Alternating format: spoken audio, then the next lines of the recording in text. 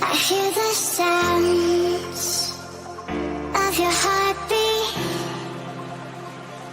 I can hear it now. I can hear it now. I hear the sounds of your heartbeat. I can hear it now. I can hear it now. I hear the sounds of your heartbeat. I can hear it now. I can hear it now. All right. So for tonight's live stream, we've got Blaine Badiuk. Did I say that right, Blaine? It's Paduke, but it's really just Blaine. Paduke. Okay.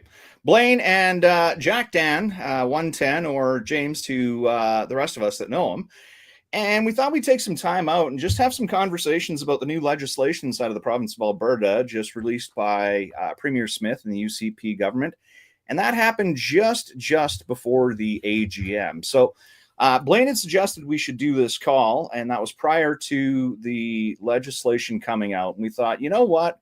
Maybe it's best that we kind of see the final prints on these things before we try and tie into it, because otherwise it's a lot of speculation. And, you know, we see a lot of speculation coming in from the other side, the lefties, and everybody lighting their hair on fire, which is quite amusing. But yeah, so until we actually had the ledge in hand, we thought we'd kind of postpone the conversation. So let's start off with some introductions. Blaine, I'll get you to introduce yourself, and then over to you, Jack. Yeah, so my name is Blaine. Blaine Badoot on Twitter and anywhere else. I only do politics on Twitter, and I still call it Twitter. I'm the tranny, so I can dead name Twitter. I think that's the rules. So I'm a transsexual. That means I live with and suffer with severe sex gender dysphoria. That requires me to medically and socially transition to live my life as the opposite sex. Knowing full well I can never become that opposite sex. And I think there's just a lot of misinformation right now about the LGBT community, and definitely from the left on these policies. And so I'm a proud libertarian conservative, I call it, because I just believe in less government more than anything. And a very passionate supporter of Premier Smith. We saw, and yeah, here to chat about that and everything else. Perfect. And Jack, you've been quite outspoken in the LGB community, but it's the minus TQ. Well, not. I'm kind of iffy on the T. The T, I'm not really minus. Or yeah, the T, or it was the Q and 2+ and then whatever followed. Yeah. I'm like, okay, that's crazy. I don't know, where do I start?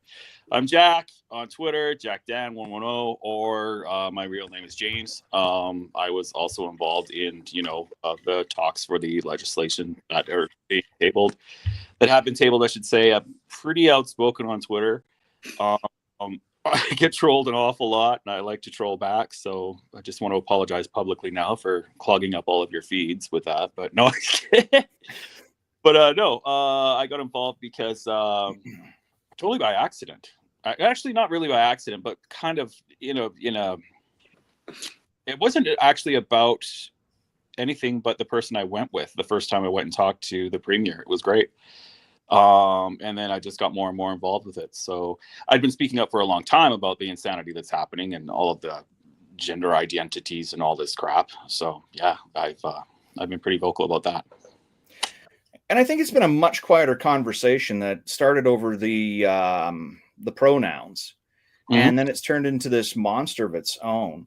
And I have gone through the statistics and broken them down a couple of times, and I'm definitely not trying to downplay the community by any stretch of the imagination, but it is a smaller portion of the community, and especially when it comes into the transgender stuff inside of schools. And I'd worked it out to be about 7 children per year inside of the province of Alberta. Now, you guys can feel free to lean in on that by what you know of the community, but am I wrong on that? Is it like we're talking a very, very small percentage of the population? Am I correct? Yeah. Yeah, you're correct. It is very small percentage. Oh, sorry, Blaine. You look like you were going to say something? Well, I was like, yeah, like historically, like the historical rate of such gender dysphoria, like transsexuals, it was less than 1%, like put on like 0.06%, like marginally small. And so this like massive growth of teens identifying as trans is just like, it's not true. It's not. That's not the actual diagnosis and the actual treatment. I think Jack already calls them trendos. I don't. Yeah. You can talk about that, and that's like kind of where some of the worry and concern is. Yeah, it's there's been an exponential rise in trans identifying youth for sure. It used to be, it really is such a small number of individuals who are trans. And I do recognize like transsexuals. I do recognize that I have plenty of friends that are, right. And so, but I've grown up around that. So I know it's tough for some people to understand, but that's okay. I don't expect everybody to understand. I'm not going to force anybody to understand that. And that's actually where I think everything went wrong, is a lot of people were being forced into going along with things and saying things that they didn't truly believe in. So that's where I think one of the biggest noisemakers came from. And then the media picked it up, and then suddenly, it's being portrayed as this monster, like you said. That's just incredible to see this whole thing spin and people making the wildest statement. So yeah, they've turned it into a David and Goliath, and Nenshi loves to use his famous line of punching down. Everybody's punching down on the community, and it's like you don't even know what you're talking about. And just for the record, and I'm sure you're open enough on Twitter about this, Jack, but you used to be a crossdresser, you used to be a performer at one time too. I was a drag queen. You're a drag queen, okay. I'm an old guy when it comes to the terminology. Correct me where I muck these things up. I'm fine with that. No, it's all right. I love it. No, I haven't been called a crossdresser since the early 90s. That's awesome. I was a drag queen. I was a drag queen for a very long time in Edmonton. It was a very big part of my life. It's something that I'm proud I did it. I did a lot of stuff. I don't regret anything. There came a time for me to go, and I left, and I left the scene, and then I left, and everything went nuts. What happened? Like, holy cow! Like, at the same time, this is all my fault. I'm so sorry. Yeah, and I mean, I know there are certain communities and events you guys attend and go out to, the same as me as an old guy would, right? Like, I go out and hang out for beers in boring places with other old people, and we talk boring bullshit.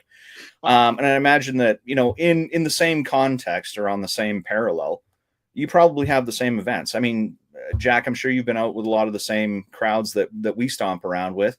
Blaine's been at a few of the events that we've been out to. Blaine, you took part in the AGM. You were one of the volunteers. I'd seen you there, correct? Yeah. I ended up volunteering this year. I ended up last year. I went up with a friend who was volunteering. So I ended up volunteering after I already paid. And I was like, let's just actually volunteer. It's just fun. Because we always need more people to manage 6,000 Albertans. It was chaos, but fun chaos. And so, yeah, and just giving back to the party and supporting Premio and that. So, and what was actually kind of a good showing, Blaine? I'm going to throw this over to you. Is, of course, during the UCP AGM, and because of the timing of the new legislation being let out, there were, they called them, the protests in Alberta. So there was one in Edmonton, I think, that had a couple hundred people. I think there was one in Calgary. And then, as I was leaving, and I had to leave early at 2:00, there was about a half a dozen, maybe 8-10 people that were, waving signs. It seemed to be a confused little mosh pit. But then somebody had you videoed walking in and just having a conversation with these people. What was that event like for you? That was probably the highlight of the weekend, wasn't it? No, what to me the highlight was Danielle winning 91.5% in her leadership review. That was my highlight. I think I actually cried happy tears. But yeah, I was doing another media interview, and someone said there's some protesters, and I said I would love to talk to them. And it was like, well, let's just go and videotape this. We made some good content, and it did. So went over and just was like, what are we protesting here? And they're like, trans rights. And I'm like, well, great. As a transsexual, I want my rights protected. So what? And they're like, well, in this room, there was the UCP doing blah, blah, blah. And I'm like, well, wait, no. You're wrong. There's no rights being taken away. The premier loves and cares about everyone. This just isn't accurate. So let's stop it. And they didn't like that at all. It's just funny. It's like one of them was wearing, I think, the keffiyeh or something. That it's a Palestinian symbol, it seems. It's ironic. Like these people, they don't even know what they're protesting. They just protest. They don't know why they're angry. They're just fucking angry all the time, right? Yeah. Yeah. No, and it's quite amusing.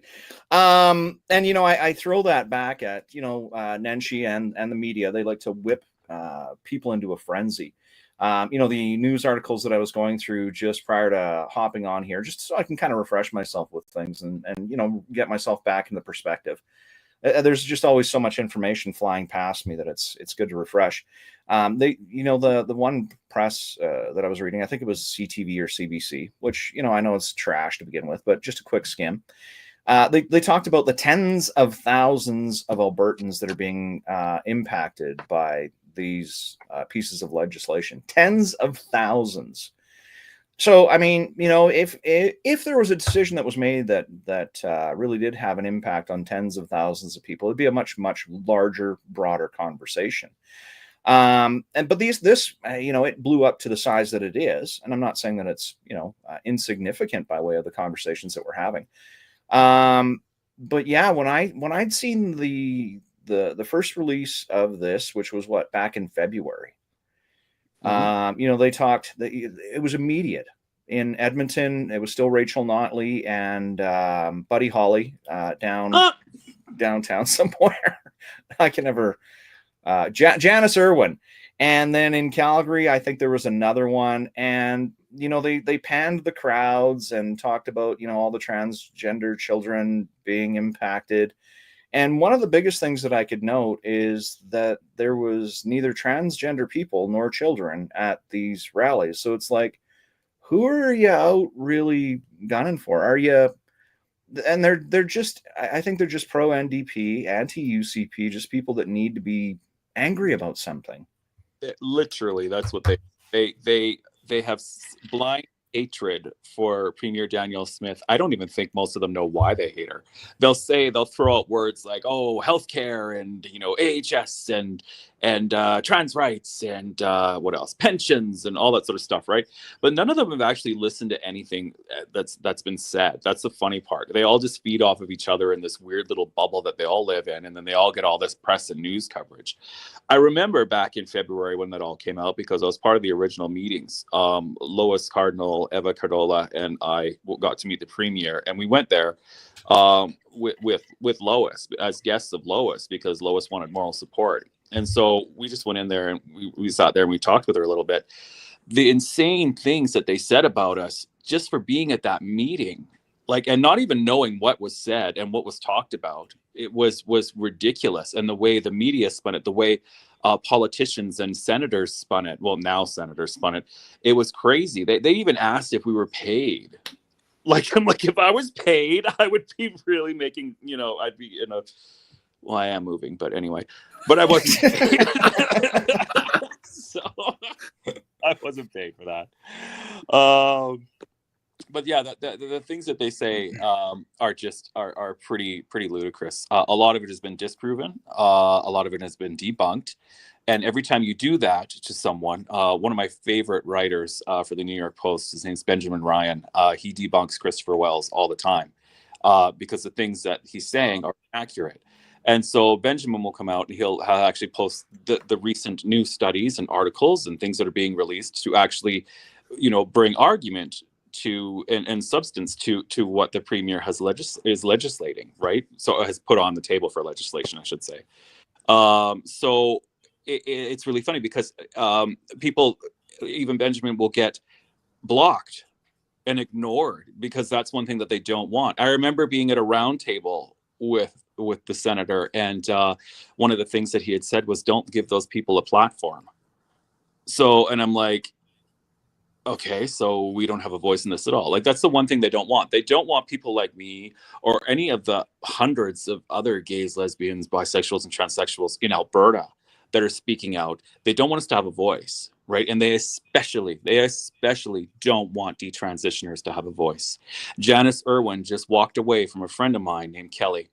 And Kelly went up to her at the big press conference. When was that, Blaine? That was 2 weeks ago. I remember the Was it? incident. Yeah. So because somebody had posted online about that. Yeah. Kelly went up to Janice Irwin and said, "Hi, my name is Kelly, and I'm from Detransitioners Alliance.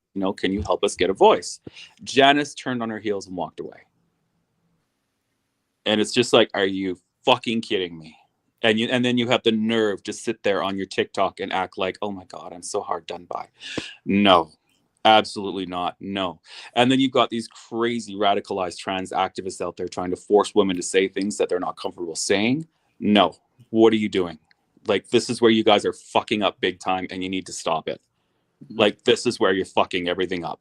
And this is why there is such a huge hate on for all of us, not just trans people. There's a hate on for all of us in the community because of this kind of bullshit. And because the mainstream media will run with these radicalized people and run their stories and push it in people's faces constantly. So what they're seeing is people trying to make people say things that they're not comfortable with. Otherwise, they're shamed. And they're even shamed by the media. I mean, and that's just disgusting and wrong. And they wonder why.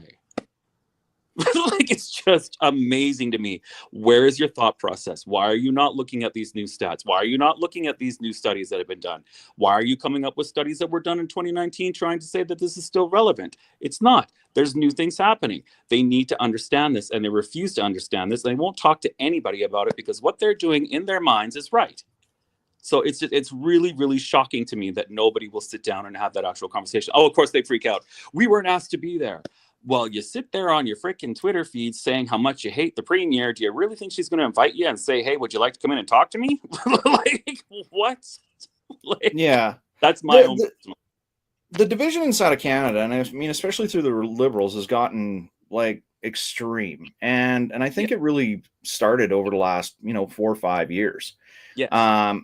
And, one of the things that I'd noticed, and this is, kind of touching inside of my own life, but on another, kind of sensitive subject, is that they sensationalize some things, and then they think that they're going to unite groups of people. And what it does is it does unite them, but then it does exactly what you said, is it turns it into a rift.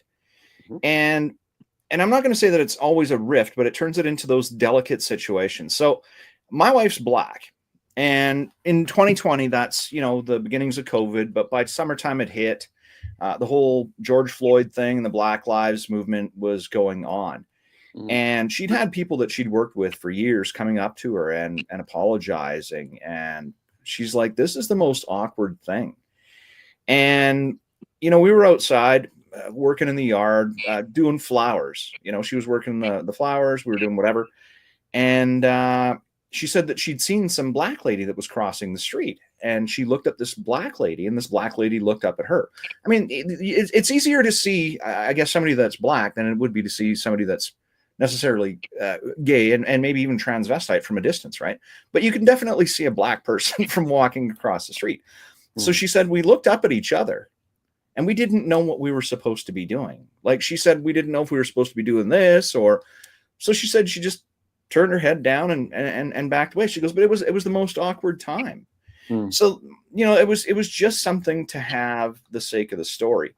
And even inside of the Alberta Health Services, they came up with this guide where, the virus was so terrible in 2020, but if people wanted to protest, they should be able to have their voices and they can hang out. So there was even certain criteria that you had to follow to be in these protests, which nobody did. Nobody was keeping the spacing. Nobody was really watching.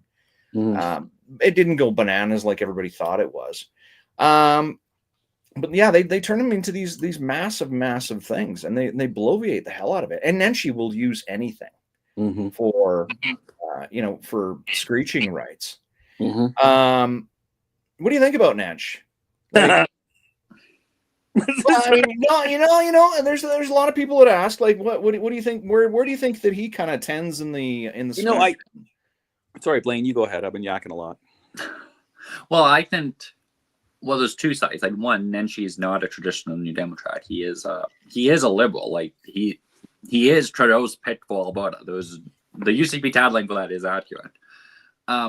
So, like, and I've spoken to NDP activists, and they're not necessarily happy with that because they really wanted, like, a Sarah Hoffman or somebody who's, like, been in the trenches with them. But there's also this delusion about, you just have to win. So you have that. But also, I feel because he doesn't really have, like, strong policy or convictions. He didn't run on any policy in his leadership campaign. It was all personality. I feel that if he were to get in, he would make Rachel Notley look like a conservative saint. Like, that is how radical I think he will go. And that should scare all of us. Because I don't know if Alberta should ever get back from that. It really scares me. Yeah. And I'm not even going to disagree with you. Go ahead, Jack. Take it away, man. I was just going to say, when we were there for the tabling, we were in the gallery. Blaine was there. There was a lot of us there, and we were up in the gallery, and we got to look down. And I don't know if have you been to the legislature and been last Wednesday? Yeah. Yeah, I'm sorry, I'm an idiot. I mean, like, up in the you know what I mean. I'm sorry, my brain. I know you're in the gallery. Yep. So yeah. So when we were there, it was really interesting because across the way, of course, is the NDP, and they look at their NDP people. And so Nenshi was sitting over there, and then he moved over to our side, and it was just, I felt bad just for a second, because I'm like, holy cow, man, like, no one in your party wants to give up their seat so that you can be the leader. Like, no one. Like, and the UCP even said that, none of you will give up your seats so that your leader can speak. He's up there in the rafters with everybody. Like, he can't even say anything. So I was just like, and I just sat there, and I'm just like, oh my God, like, this is just, that's sad. Like, that's just, yeah. Like, I don't know. I just had a different impression. I was like, wow. So, and I think there is some truth to that. Is that I think there were some people early on that thought, maybe I can walk away from this, and the NDP is going to take kind of a bitch slap. They've run out of money. I mean, that's across the country. Yeah. However, they've managed to pull a couple of impressive wins. Even just recently in British Columbia, in Saskatchewan last year. And and even in Saskatchewan, they've made some moves. In Alberta, they took 13 seats. That cost them a lot of money to do that. But I think they're looking at it now, going, "Now we've got a chance. I'm going to hold on to my seat." And then the first seat that comes up in Lethbridge, which is actually kind of a stronghold, that one seat for NDP. Am I wrong, Blaine? Yeah, so I'm from Lethbridge. Now I live in Lethbridge. So yeah, the Lethbridge West by-election, we're all very excited about it. And it's been NDP since 2015. It was one of the safer seats. Definitely, it's not safe. Like, Edmonton Strathcona is a safe NDP seat. Most of rural Alberta is a safe UCP seat. But Lethbridge West, it's quite well liked.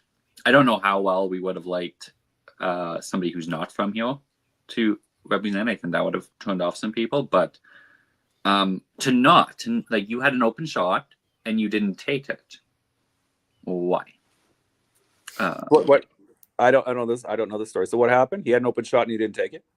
Yeah, so there's a by-election that's going to be going on here pretty quick, and it's because one of the NDP leaders, and this happened actually around the time that Rachel was stepping aside, is, she said, I'm going to be leaving. So they're going to do this leadership party. And then the NDP MLA in that area decided that I really don't want this job anymore and basically quit. So they've got a by-election coming up there. It is an NDP seat right now. It has been, as Blaine said, since 2015. Mhm. And it would have been a perfect opportunity. So like they just named the candidates about a month and a half ago, Blaine. September, and he ended up choosing. Yeah, in September. So Nenshi could have, threw his name in for the first seat that was available. And then that way, he would actually be in fall session here some point. But now that seat is kind of slipped away from him, now that they've actually got somebody else running for it, he's got to wait for hilarious. He's either got to wait for somebody else to quit, Yeah. or he's got to wait for an election so that he can actually run in an independent seat for himself. Yeah. That's crazy. No, I'm sorry. I wasn't up to speed on that. So, well, no, I don't yeah. live there. I've been involved in all this other, Right. But no, that's wild. Yeah, no, that's nobody will give him a seat, so it's just like, holy cow. So yeah, it's kind of funny. So we got a couple of questions that are here. I'm just going to throw them in. So one of the questions is, let me just see where it was here. we have questions. It's on, yeah, we get questions and everything. People are like interactive. No, it's pretty cool. I like when people are interactive. I like when they chime in, because then it kind of shows that they're not falling asleep, and then it shows that I'm like kind of holding an audience or something. So who funds them? And this actually came up throughout when we were talking about, like, these movements, these small little movements. And I believe the big advocate is EGAL. Is that how it's EGALE? That's correct. Canada. Yep. EGAL. Okay. And EGAL gets, I'm going to say, what, 95% of its funding from the federal government. Am I wrong about that? They get a lot of it from the federal government. Yes. Yeah. And from private donors, and from there's another one anyway, but yeah, go on. Yeah, and then there was another thing that came out. Actually, it came out a couple of years ago, but I think it was about 2022, in that Trudeau had decided that he was going to pump $600 million into promoting, not supporting, specifically promoting the LGBTQ plus communities, which means, and we've all kind of gotten into these or seen these conversations about, well, who's paying for the flags in schools? Who's paying for the sidewalks? And they say, well, it's all money that's been donated. And as it turns out, that's complete bullshit, right? It's Trudeau that's funded like all these tiny little groups across the country with hundreds of millions of taxpayer dollars. And I think the actual total is like $623 or $650 million. But then EGAL is something separate. And then there's other places. Like if you had to go and actually trace the cash, and this was only from 2022, if you had to go and trace the cash, there's probably about 150 million that's Trudeau's pumped into creating this divisive state between the straight and gay communities. So just to answer the question, if you guys know any more on that, feel free to chime in. I just wanted to make sure that I had what I knew covered. Blaine, do you know any more about that? I don't know the specifics, but it's definitely a lot of it's federal government funded. I mean, I saw a tweet that I think it's CDL or one of the other federal organizations that is actually currently then funded by the Ontario government, and they're supposed to be conservative. Okay. Given that while they're literally launching court battles in Saskatchewan, now Alberta, and they did in New Brunswick. And it shows, I mean, New Brunswick just voted for some reason. I do understand. I have some friends in that region. I do understand why they went to a Liberal, but we just lost any progress. And frankly, Policy 713 in New Brunswick was very nuanced, very balanced. Premier Hids, I've had the opportunity to meet him. He's a good man. And so it just shows how like they will stop at nothing to win, to accomplish this, even when it's very popular policies. But yeah, it's very much the Trudeau government, and in part because education and healthcare, these are provincial jurisdictions. The federal government does not have a say in it. So one way they can is through funding these organizations to do projects in schools and stuff. So in some ways, it's a violation of the Constitution, in my books, and frankly, a waste of government funding. Like those better priorities. So why are we funding this? Yeah. And Jack, you said that there was some private funding that was going on. Let me just hide the comment here so that we have a fuller screen so I can see. You said there's some private funding that goes behind these things too. There's private donations that come in, of course, to organizations. You can donate to these places, and that's what a lot of people do. It's not as much, of course, I don't believe, as the federal government, but you can still get private funding, from different people wanting to donate to you. All organizations have something like that. So. And I remember, and it was way back when the whole library, the drag queens in libraries and schools things blew up. Yeah. We'd had a conversation. They're paid performers. Am I wrong? Drag queens are generally paid. Yeah. If they're doing it for free, they're idiots. Well, the cost of the makeup alone, I see what my wife pays, and I've seen how these people drag, and it's an expensive outfit. You'd know. I mean, if you were in the community, you have an idea as you're not doing this shit for free. No, it costs a lot. It costs a lot. An awful lot of money to do drag properly, for sure. It costs you a lot of money. You're taking on this whole other persona character. My costumes were all made. Well, the majority were made in Thailand. So I put villages through school. It was wonderful. But joke, everybody. No.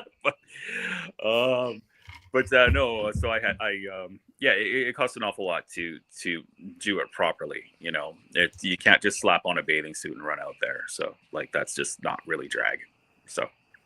But anyway, yeah, the whole drag queen story time at the library thing, that really calmed down. Did you notice here in Alberta? That calmed right down. I haven't seen it for a while now. Have you seen anything? I haven't seen anything.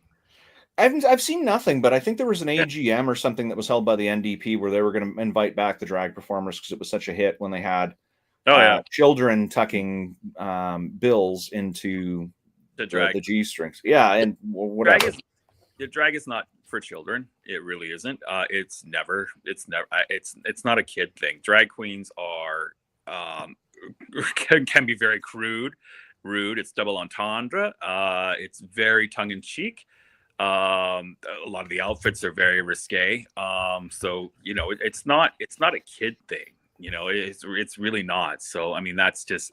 I'm kind of glad that it went. That it's kind of kiboshed here, and everybody just kind of woke up and said, okay, yeah, you're right. We probably shouldn't do that. I mean, I've said this a million times. You're going into a library to read kids' books. The overhead lighting alone should stop you from doing that, okay? Because you look like hammered shit. So don't go into the library because you're going to have fluorescent tubes above your head. Why would you want to be there? So anyway, that's my 2 cents on that one. But we can't really prove the funding. But if funding goes to EGAL and it gets offloaded into one of the community boards and then they just pay for entertainment, not a lot is being written down, not a lot is being tracked, but fundamentally, essentially, I guess what I'm saying is when they said that all these things are being done for free, that's all bullshit. It's all been funded. The super majority has been done through either federal dollars or as was mentioned, some through provincial. Right, and look what we're seeing now. We're seeing all of the secrets are coming out now, especially with the Liberal government. I mean, all of their little secrets are coming out. Money being siphoned here and there. Business partners, which Randy is who. We're seeing all these things come forward now. So it's really interesting to see this. I'm looking forward to watching the rest of it unravel. I'm hoping that Pierre Poilievre, should he get in, takes a note or a tip from Donald Trump, just, in the way he's just slicing through this. I'm a Trump supporter. I don't care who knows. So it's, I'm hoping that comes through. So, yeah. Well, that's another interesting case because, they tried to make it seem like the things were just going to be end of the world for the gay community inside the United States if Trump was elected. And from what I'd seen from my feeds, and I don't always know who's gay. Not everybody openly pronounces it, but I do know, the ones that are, very verbal. I'm gay or I'm lesbian or whatever, and they don't give a shit. They were strong Trump supporters, and you kind of hop into some of their posts and the vitriol, and all it is like liberal women that, you know, your rights are going to be taken away in the same way that the NDP are. You know, we're punching down on trans children. Rights are being taken away. It's insane. They love to punch. They love to.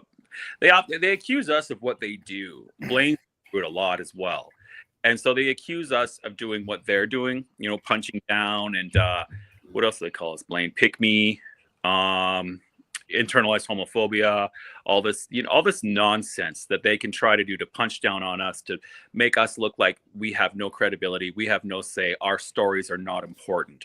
That's what they want to get across, is that what Blaine and I have to say, people like Blaine and I and everybody else that's speaking out, our stories don't matter. That's what they want you to know, right? And it's just like, actually, my story does matter. You have no idea what my story is, and it's actually quite relevant to this. So, and you know, same goes for Blaine, same goes for Lois, same goes for everybody. So it's really nauseating to me to see them do that, because it's just, they look like idiots, especially when it's a straight liberal woman or a straight NDP woman going, "You're not really helping the community." And I'm just like, could you just shut up? Like, Yeah. Okay, how are you even in this community? You know somebody?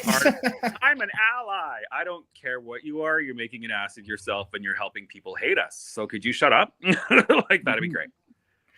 And again, you know, I bring that back to the Black Lives Matter thing. And I'm not trying to make this about me, but people have zero idea, zero comprehension as to how they are actually worsening the situation by perpetuating the division inside of the communities. We, you know, and I've said this for 1,000 years. I mean, I support equal rights right across the board. I have zero problem with equal rights, because I'd always thought to myself, like, you know, women's rights. Why the fuck would a woman want to go out, get a job and work? And, you know, and then I took care of kids for a while. And then it was like, yeah, all right, I get it. It's not fun being a stay-at-home parent, and no, equality is a big thing. I mean, I believe in equality before that. I just never understood the concept. I mean, I'd rather hang out at home and you know, clean and cook and shit too. But it's differences, right? And I'm getting old, and I love to cook and I love to eat. The cleaning thing, not so much. Whatever. Don't go ahead, Blaine. As well, and as a future wife, I'm just like, yeah, atypical. But like, yeah, I mean, because I would love, like, I mean, to be a mom and be, you know, to be a wife, like that's top of my list of goals in my life, and I believe part of my purpose here on earth. But yeah, but it's really about, you know, that equal rights then above all else, and that's kind of how I always try and look at it. And even, yeah, no chilling. Nope. Go ahead. No, I was going to go on a different, like, were you? tangent, so yeah. I was going to say my purpose is to take care of cats because they're surrounding me right now. So, sorry. So, hypothetically speaking, if Nenshi reached out to you guys, you'd totally be open to a conversation, though. It's like you're not blighting the NDP or shutting them. You're not cancel culturing the NDP. You're not steering them away from conversations. You're actively and openly inviting them, saying, if you want perspective, because you're only looking at one thing here. You're only listening to, you know, the howler monkeys. You know, could you take 10 seconds and add a little bit of equilibrium to the conversation? If they reached out to you guys, you'd be, let's have at it, right? I mean, I would, like, as I used to, so like my political story is like I used to be on the left. I wasn't always a conservative. And even like kind of recently, like even while Kenny was premier, I was more centrist. Now I'm like I bleed blue. But for anybody in America watching this right now, blue is our red. So just it's blue is red here. So you want to be blue in Canada. You don't want to be blue to themselves. Yeah, you don't, and vice versa. But so I'm actually like I actually know some of them, like, and they're decent people. But I mean, my whole thing, and I've used this hashtag a lot, is conversations, not cancellations. And so I will meet with anyone and everyone. Except on certain people's shows. Well, all right. Well, I mean, if I have a fair shot, and then I'm willing to. But if it's going to be a hostile environment, where I'm not allowed to share my perspective, and I'm not. Are we talking Dean Blundell or something? basically, yeah. We won't say the name. Doesn't deserve it. But yeah, no. It would. You know what? It would honestly depend on the conversation. I don't know. I have, I used to be heavily involved in the community in Edmonton, and I really helped do a lot of things there. But now I would have an incredibly tough time, especially going through what I'd been through since February, to talk to any of those people. Sure, y'all have your place. Everybody's, I'm sure you got to have some good in you somewhere. But you didn't show it to me, so I have no time for them. So, but I also don't trust people very easily at all. So, and I have a bit hot. I believe in the good in people. I try to. I don't. Well, that's fair, John. I have enough of Get inside.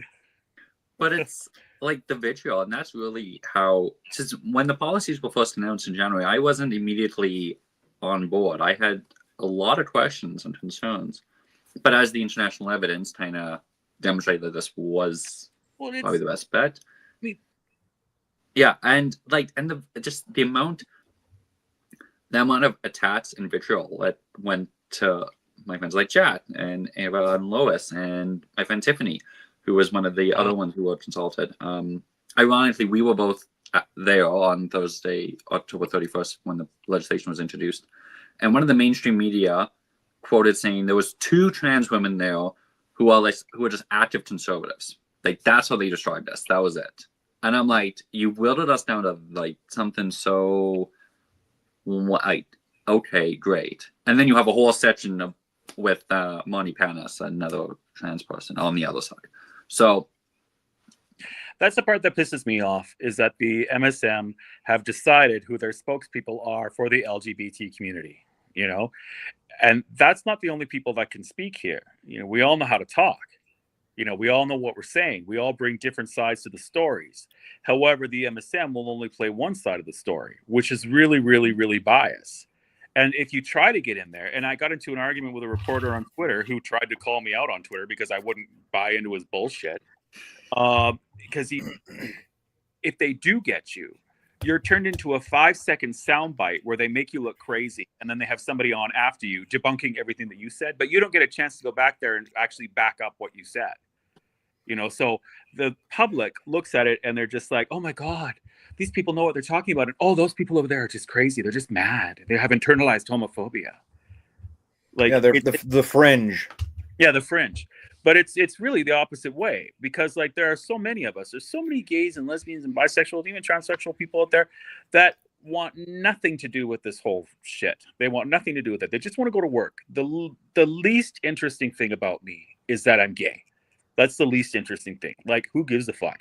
Mm-hmm. And that's the way a lot of people feel. They go to work. They just want to contribute to society. They want to go home, have their meals, go back to work, plan their holidays, and all that sort of shit. Nobody wants to get involved in all this. They just want it to go away. And that's why there's a massive silent majority out there. Sorry, forgive me. But all you're seeing being played right now is the minority, who are incredibly loud. Mm-hmm. So it's really bad. Squeaky wheel gets the grease, right? Yeah, totally. And I'm so vocal about it. So, and in this, and I do know that I have lesbians inside of my Twitter feed. Cool. But I'm not saying that as a braggatorial thing, but they're not involved in this whole thing. It seems like they're not a part of the conversation. Am I wrong on that, or are there others that I'm just not seeing? Oh, what do you mean? Are lesbians part of the conversation? A part of this whole Alberta legislation trends. Are lesbians actively involved in this, or nobody talks about them? Yeah, they are. Yeah, they're just. Well, Eva's a lesbian. Mm-hmm. Who? Eva. Eva.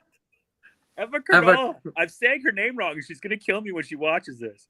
But Oh, I thought you were talking about Chipyuk, and I was like, no, man, I've met not Chris. Chipyuk. No, No, that's Chipyuk's And maybe you too need to many meet years. Chris. Because if Chris is a chick, that's Chipyuk's very straight. convincing. No.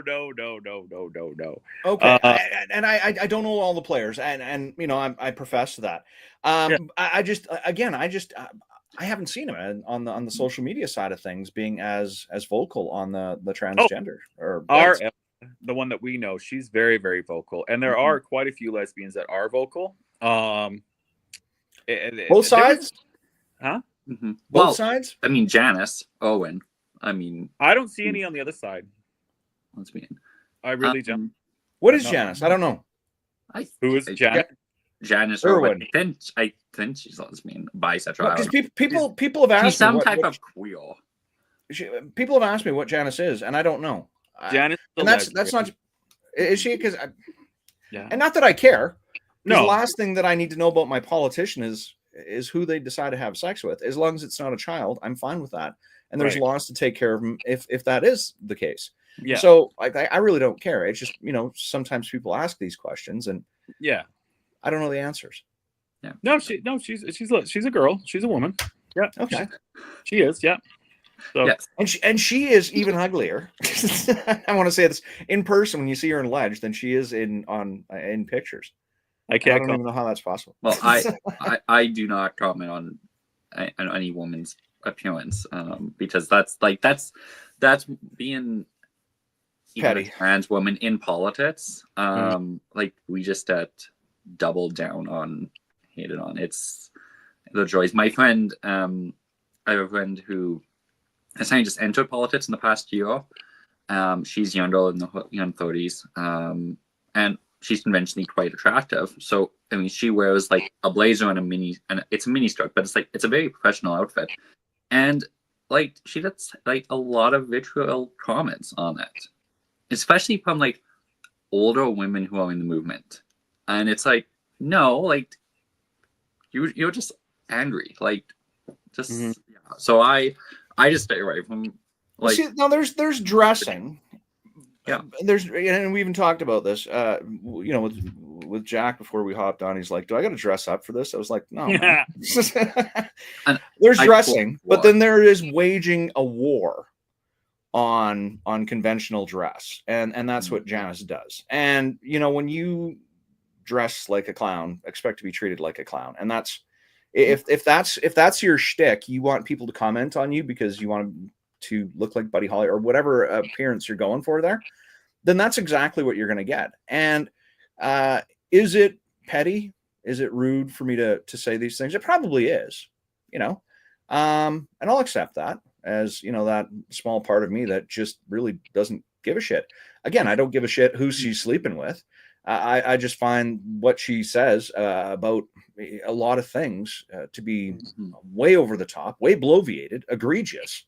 She's not somebody I'd sit in a room and have a conversation with. Well, I don't think I could anymore. Like I was like, yeah, this is great. I mean, I think, but like, I don't think I could, like, because like it's just so like, since of LGBT, everyone has to fit within their spots, and it's really hard for people to wrap their mind around that there's not. I think, like, trannies for Trump was a thing. Like, there was a lot of transsexuals who came out and were like, yeah, well, Trump. I mean, like Blair White's one of the most famous ones. She did it. She's been pretty much Trump since 2016.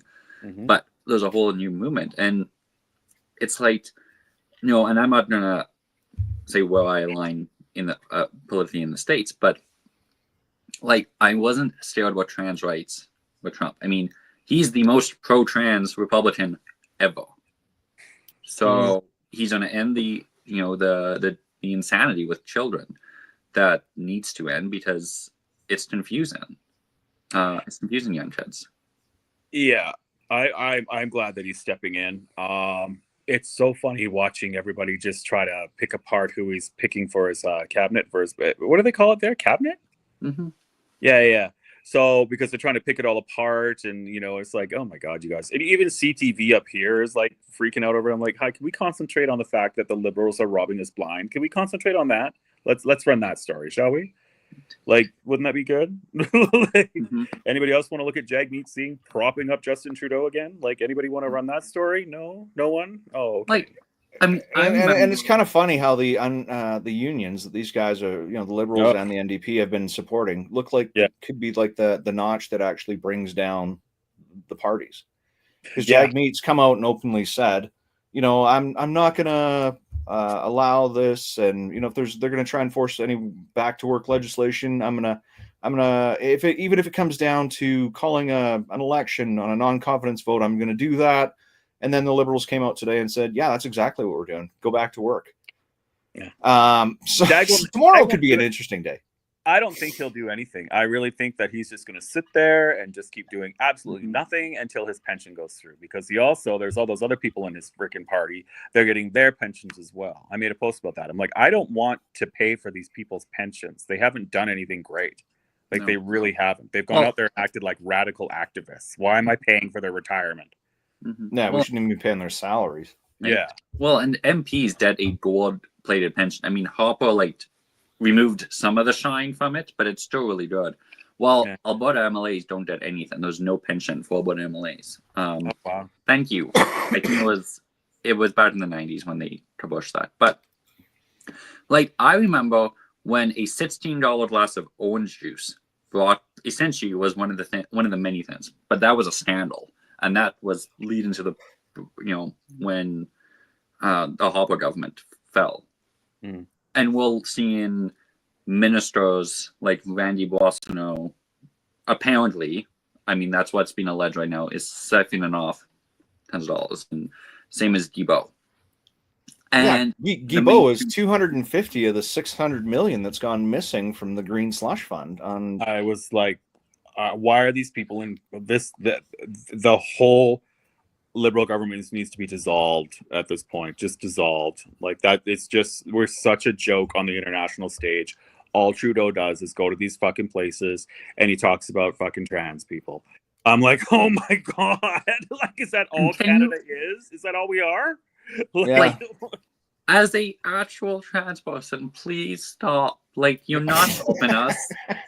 I don't care. Like, at the end of the day, and this is why I think that a lot of LGBT came out for Trump in down in the States. And same as we're seeing a lot come out conservative in Canada, because at the end of the day, we just want to live our lives. We want to be able to have a job, afford a house, have our kids be safe going to school, be able to shop downtown safely, and not have our cars broken into. Sorry. No, I was just gonna say, and that's the thing. Nobody cares. Nobody fucking cares that we're gay or we're trans or whatever the hell we are. Nobody gives a fuck. Like, we don't care that they're straight. They don't care that we're gay. It's totally fine.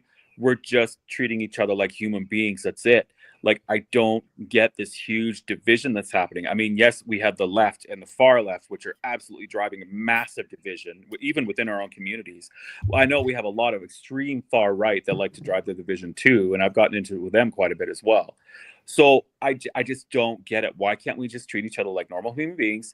Yes, we're going to put some stuff into place here, it looks like, and that's going to like help safeguard and keep children safe. I mean, like, and if it's not a thing, then why do you care if it's going through legislation? Like, that's the biggest argument. They're just like, well, you can't even do that here. Well, then this shouldn't be a problem, should it? Yeah. Yeah, and that's exactly what it was. Some of the conversations. They are very large conversations for a very, very small amount of people. We've been on for about an hour now. We haven't even touched on what the actual legislation is or what you kind of discussed. Because you both had more than one meeting with the premier, correct? Yeah. Okay. And you don't have to go into... Yeah. Not like one-on-one with the premier. No. No, we were in various methods and other government MLAs as well. They had a lot of grace and willingness to listen. What do you want to know? Well, no, I mean, like there's three parts to the new legislation. So the first one is the uh, parental consent to change names and pronouns inside of schools, and then that comes with a requirement for parents to opt in their kids to be taught about sexual orientation and gender identity. Right. Now the require to opt in, and I seen people trying to like really turn this into something, but I remember going back to school, or when I was back in school, we had to bring home a consent form for our parents to sign if we wanted to take part of sexual education inside of a health class. Yeah. So I don't even know why that has to be a part of legislation. I mean, but yeah, we've hit that point where it absolutely does. Yeah. But they're really trying to make a big thing out of it. Sorry, go ahead, Jack. No, I was just going to say, I believe a lot of the opt-in as well came around things like Planned Parenthood was coming into Saskatchewan and showing completely inappropriate school material to school kids, right? Like people performing autofellatio on each other and having various sexual things and all that. So there was a few times around Canada that has happened. The media has hushed it up, of course, but the internet's forever, so there you go. So that's an opt-in. Like, do you want your child to be part of this and everything, so that the parents can be aware? One of the big things that the left tries to do is tries to portray parents as all of them are evil. None of them are going to understand if you come out gay or trans, right? So that's something and we need to stop that rhetoric. That is completely wrong. We need to go on the fact, on the premise that parents are good and they want what's best for their children, and they want to be involved in their children's lives. So if you got a kid that's at school, say his name's Bob, and then he changes his name to Bobby, and suddenly she's a he or he's a she, but that's only at school. And then that kid's got to go home and pretend to be Bob again. Well, isn't that really fucking up the kid? Like, wouldn't you want parents to know that this is what's happening so the parents could be better equipped to have that conversation with Bob? Like, that would probably make a lot of sense. Okay, well, I'd like to know if my child is expressing an interest in this, and how can I be prepared? What are the conversations that I can have? What can I say? And how can I still have, me be in their lives, and show them that I love them and try to help them, guide them through this, or, because a lot of times what happens is that it's a phase. Right? Now that's what goes back to the transgender thing. A lot of it is just trendy. Like a whole bunch of schoolgirls, oh my God, we're all non-binary today. And non-binary is bullshit, by the way, because once you say you're non-binary, you immediately put yourself into a binary category, thus making yourself binary again. So don't give me that non-binary shit. So it's like, but anyway, yeah. So did I touch on everything there, Blaine? Pretty much. Like, and so I call the education piece. It's really about, it's the right to parents and families to be involved in the child's education. That's what this is happening. And that's this whole thing. It's like, well, it's protecting rights, not taking away rights. So let's rephrase that. And yeah, like I can't imagine already, like if a child is actually dealing with this severe gender sex dysphoria, I can't imagine having to live a double life on top of it. Like that cannot be good for the kid's mental health. And if everyone else in the school community knows, that parents are going to find out somehow, and I would much rather it come from that child themselves than from hearsay. And that's what this legislation is going to get to, I think. And I view this as a future mom. I'm going to be the biggest mama bear you've ever seen. You do not come between me and my kids.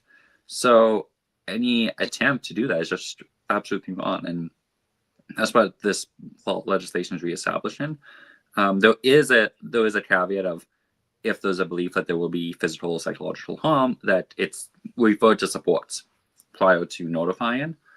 And that was actually one specific thing I had asked the government to make sure they consider, and they did. So this government listens. Like this whole thing, they just told me no.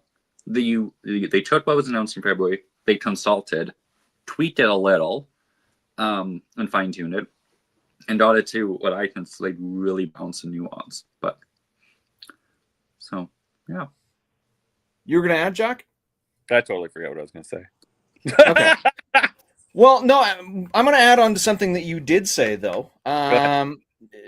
Is that you said that they're making all parents seem like terrible people, and Yeah. it's like, how do you try and get a voter base? How do you try and get people to vote for you when you're calling them monsters to their children?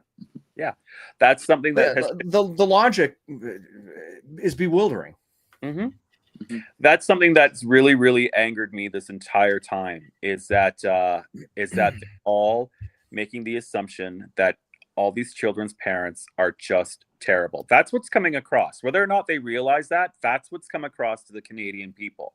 Is that the NDP believe, and all these trans rights activists believe, that these children's parents are terrible. That's the message that came across. That's why I was so proud of Premier Smith when she addressed that.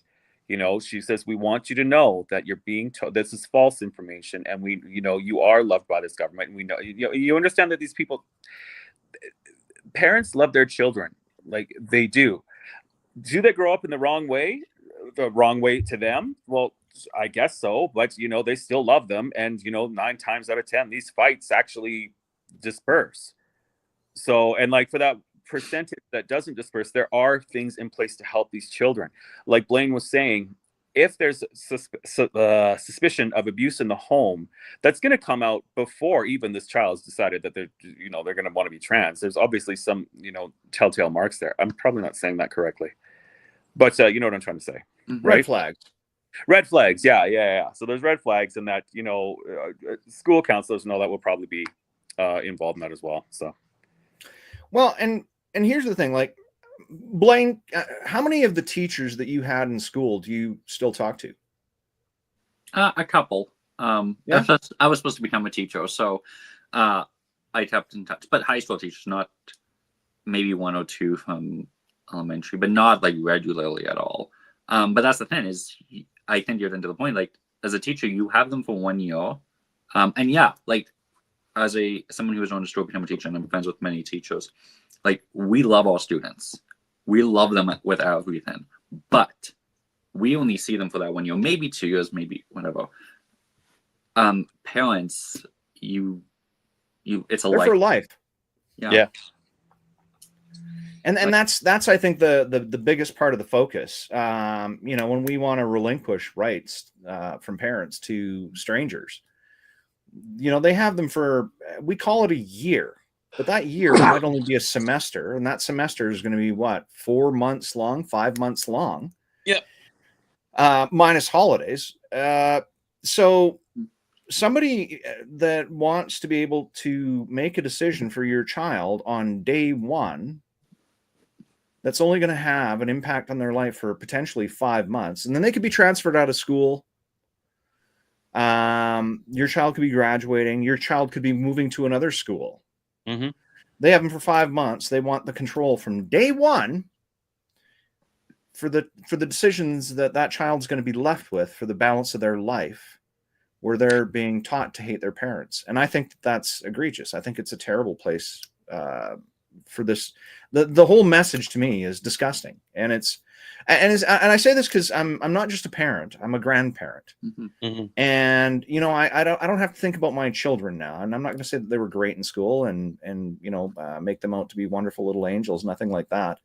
My granddaughters are hellions. They're terrible people. They're terrible.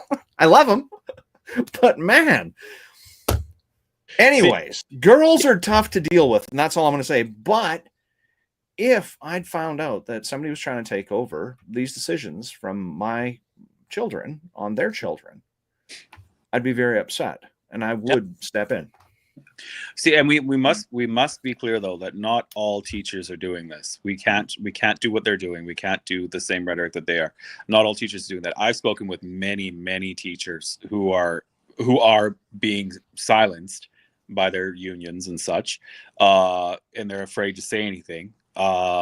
They don't go along with the woke teachers. They don't believe in that. So there are some very, very good teachers out there who are just there to teach. That's it. They just want to teach. They're not radicalized or anything. They're just teaching. I had an incredible teacher in elementary school who I don't talk to anymore. I don't know if he's around, but yeah, no, it's they you remember those one teachers that were very good, you know. So They did have an impact in your life, but it was a positive impact. yeah, Something for that you sure. could and you know, we all have those moments with teachers. And no, you're absolutely right, Jack. I shouldn't paint everybody that's inside of the teaching career, and especially Blaine, if that's, you know, kind of a path that you were looking at taking. I don't want it to make it seem like I'm painting all the teachers with this. Yeah. What this legislation does is it makes it so that all the teachers have to be on the same level. Yes, exactly. Well, Yeah, are there some crazy teachers out there? Sure. I got called a brown shirt. What was that one guy called me a brown shirt? He's a teacher here in Alberta. I was like, oh, yeah, they're like awesome. right. And I think also It's beige. I think it's also going to like restore teaching to teaching. Like teachers are teachers; they're experts in instruction and in assessment and in curriculum. That's what they're trained to do. They're not social workers. They're not psychologists. They're not designed. What's like society is trying to put them in to try and do everything when they're not. Let's step them back to doing teacher. Let's have parents parent, and that was part of the problem. Is parents, and I will put this on parent. Too many parents abdicated their responsibility. They handed it off completely to teachers, and were like, no, you deal with it. No, you as a parent have to be involved from day one because it's not just your right; it's your responsibility. Yeah. And that's what this is going to reestablish. I hope. I hope so too. Yeah, because a lot of parents had just shirked off their responsibilities, sent them to school. Okay, the teacher can raise you, whatever, which was wrong. You know, and a lot of teachers are under awful lot of stress. I mean, I can't imagine doing that job. That would drive me crazy. Is this a comment? I can't read it. I'm not wearing my glasses. It's from Bonnie. I'm so grateful to Blaine and Jack James for continuing to stand strong against the crazy. I hope to keep spreading their words and to my people in my circles till I meet them and others. Well, Bonnie, you met Blaine at the AGM, didn't you? Pretty sure. I remember. I was like, I know you. And it was so sweet. Thank you, Bonnie. I don't Bonnie's think awesome. Did I meet Bonnie? No. Bonnie's No, from you won at the Ponoka. AGM. If you came out to the Tucker thing, Bonnie was up in Calgary for the Tucker event and then came to the after hours thing. That's the first Yeah, time I I've don't met have money Bonnie. for that. Yeah, I don't have money to go to Tucker or use. I thought they were paying you like thousands of dollars to do this. Yeah. All right, so we've covered that off, I think, Yeah. pretty well, in that this really actually doesn't change anything that I didn't grow up with as a kid. Yeah. Teachers were teachers, parents were parents, and if there was something that was, and whether it's fighting or eating boogers or not having a lunch, I mean, these are conversations that parents or administrators or principals, psychologists at the school, those are the conversations that are initiated between parent and child. And that's pretty much all that this ensures. Not all teachers are bad guys. This just makes sure that if there are some that are out there that are a little too crazy, this kind of brings them back into the ring. We're all agreed on that? Yeah. Perfect. The next is to prohibit doctors from treating those under 16 with puberty blockers and hormone therapies. So now I've heard what a lot of conservatives say about this, and 16 is still a pretty young age because we can still restrict 16-year-olds from voting, joining the military, drinking. There's a lot of things. There's a lot of restrictions that are still on children under the age of 18. I was at a town hall in Edmonton when Premier Smith talked about the reason for 16, and she said that that's because when a child can illegally emancipate from their parents is at that age. It's at 16. So everybody 15 and down, they're still considered a child. That's 16 because they have those emancipation rights. She said they didn't want to turn this into a great big legal battle. And instead of having to go all the way up to 18, that's why they'd left it at the 16-year-old. What's your guys' thoughts on that? On the prohibiting the blockers? Do you want me to go first? Sure, you can go first. Because I think also your story might have a good line in though. Mine? Well, and like maybe your childhood. Oh. Well, okay. Well, I don't think I'll touch on that one. I don't know. My thoughts are, at 16 years old, you can emancipate from your parents. At 16 years old, I ran away from home, right? And I knew that I couldn't, nobody could make me go back, right? I knew that. And so 16, I understand that a lot of conservative and right-leaning people would like it to be a lot higher because of brain functionality and all, which is in studies and all, which I could link and quote like crazy, but do you think they'll read them? No. So I'm personally all right with that.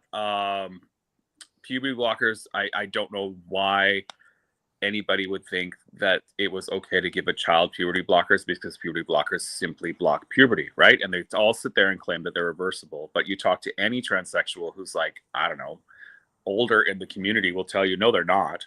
You know, I don't know how many people I've talked to throughout this entire year trying to gather information so that I didn't look like an idiot when I was talking. So, and they would tell you that they're not reversible. There's many studies that point to this as well. And you know, it keeps getting dismissed. So I'm all right with that. I mean, all you got to do is just watch the Jazz Jennings story, for God's sake. There was no material there to turn it into a neo vagina. Sorry to be graphic, everybody, but there was no material because it stopped growing. Okay, so like, oh my God, like this is the part that they're not telling everybody. Like, what the hell? So, but anyway, I'm fine with that. Yeah. And if it's not happening in Alberta, like they say, oh, it's not happening, then there shouldn't be a problem, should there? Mm-hmm. Yeah, and that's, you know, I keep seeing that one of the posts I see a lot. The thing that they say is not happening is happening again. Mm-hmm. Yeah. Blaine, carry on. What's your thoughts on the? Yeah. I think, and so this was one part of the policy that I initially had concerns with, because I know as myself, I had to go through a full male puberty. There was irreversible side effects from that. I am taller than the average woman. My voice is deeper, quite a bit deeper than the average woman. And other aspects that, yeah, if I could have medically transitioned in my teen years, I would have been better off and easier, more able to pass and integrate and treat this dysphoria. But what we don't have is we don't have a surefire test. We don't have a surefire way of knowing that a child will end up being trans. This will persist, and that treatment is the right, and that medical intervention is the right treatment.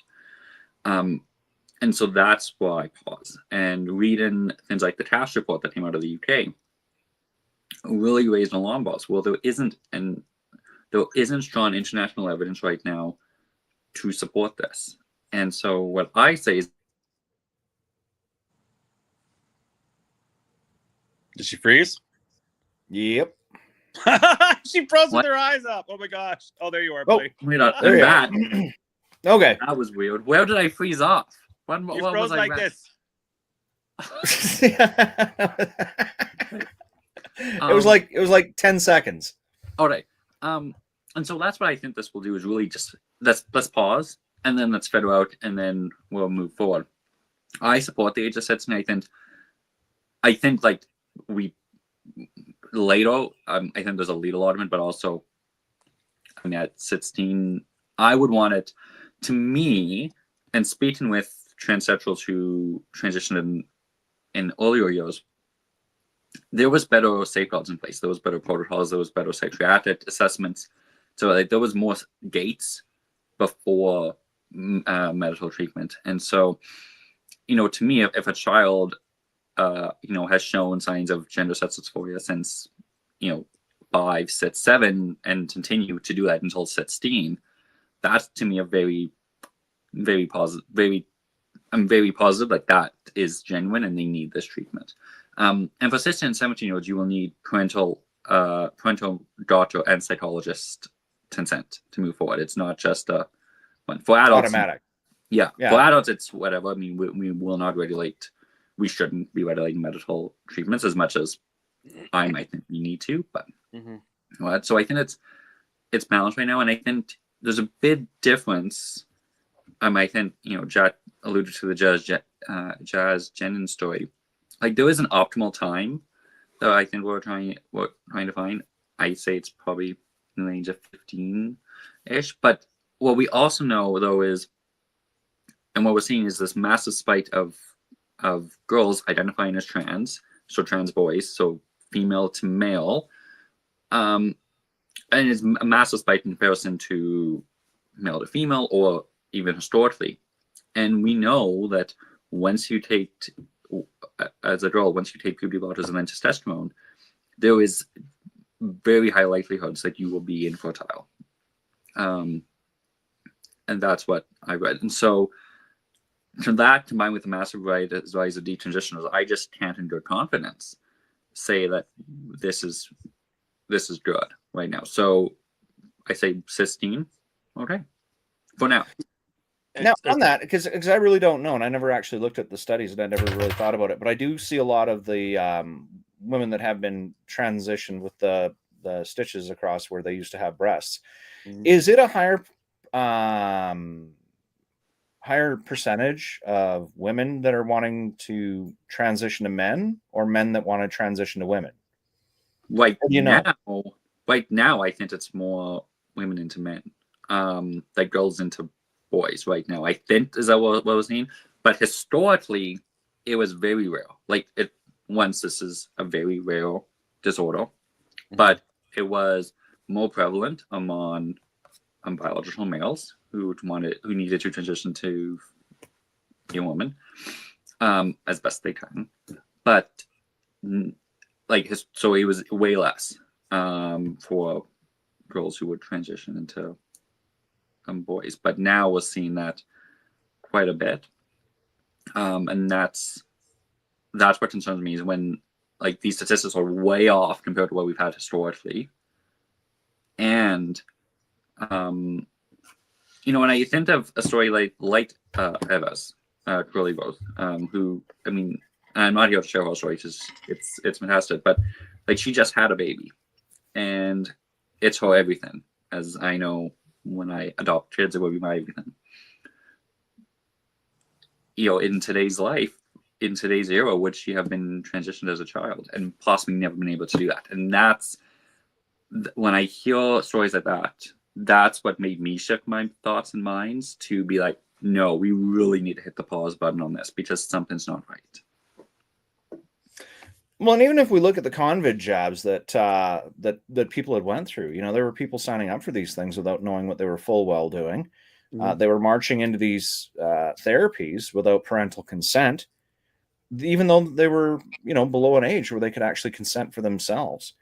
And the sterilization factors that seem to be following these things, or the lower birth rates that we're seeing, that can be attributed to this cycle of the last few years that seem to coincide with the side effects that are printed on the 8 pages of side effects with the Pfizer, is they basically forecasted a lower birth rate because of, there was going to be some very serious things going on. And it was like I can't remember the actual term. It was like anti-semen or anti-sperm. It's something that you produce inside of your body that basically kills your sperm. And there's a higher predominance of it inside of the Pfizer studies. And again, I can't remember the term, but it's like, where there's no benefits to people, and where there is the possibility of something that you cannot reverse, then that should be full well on the table. And we're not talking anecdotal. We're not talking the average person, 1 in 1,000 that can't come back from the hormone therapies or the puberty blockers. I mean, if it's a high enough predominance, then they can't be touting that shit as being, the real deal. Because that's troubling. Lying to people like that and making them think there's no consequences. Again, when you do that to somebody, at the age of 16, where the average age of mortality is still 81. Well, see, yeah, I mean, and that's. I mean, you don't want to. I mean, it's really funny. Gays Against Groomers says it perfectly. Don't trans the gay away.